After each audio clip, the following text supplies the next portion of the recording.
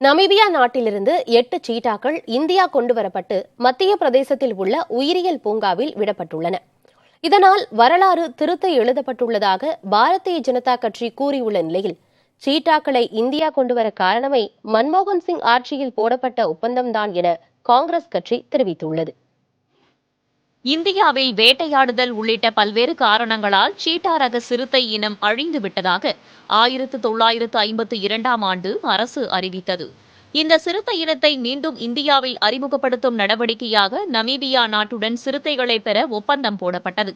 இதன்படி 5 பெண் 3 ஆண் சீட்டாக்கள் விமானம் மூலம் நமீபியாவில் இருந்து ராஜஸ்தானின் ஜெய்ப்பூர் நகருக்கு சரக்கு விமானத்தில் கொண்டுவரப்பட்டன.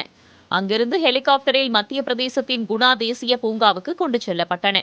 அங்கு நடைபெற்ற நிகழ்ச்சியில் பிரதமர் நரேந்திர மோடி சிறுத்தைகளை கூண்டிலிருந்து பூங்காவுக்குள் விடுவித்தார். தொடர்ந்து அந்த சிறுத்தைகளை கேமரா மூலம் அவர் புகைப்படம் எடுத்தும் மகிழ்ந்தார்.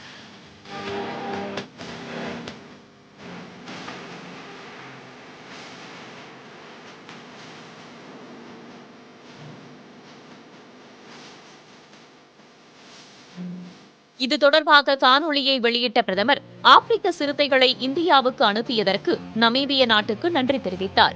சிறுத்தைகள் வசிப்பதால் குணா தேசிய பூங்காவின் சுற்றுச்சூழல் மேம்படும், மேலும் இயற்கையும் சுற்றுச்சூழலும் பாதுகாக்கப்படும் போது நமது எதிர்காலமும் பாதுகாக்கப்படுகிறது என்று குறிப்பிட்டார்.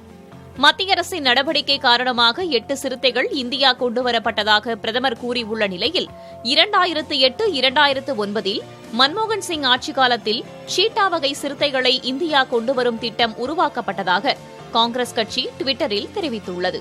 2010ஆம் ஆண்டு ஏப்ரலில் அப்போதைய வனம் மற்றும் சுற்றுச்சூழல் அமைச்சர் ஜெய்ராம் ரமேஷ் ஆப்பிரிக்காவில் உள்ள சீட்டா அவுட்ரீச் சென்டருக்கு சென்றார் என்றும், 2013ஆம் ஆண்டு உச்சநீதிமன்றம் இந்த திட்டத்தை தடை செய்தது என்றும் கூறியுள்ள காங்கிரஸ் கட்சி, 2020ஆம் ஆண்டு தடை நீக்கப்பட்டது, இப்போது சிறுத்தைகள் இந்தியா வந்திருப்பதாகவும் தெரிவித்துள்ளது.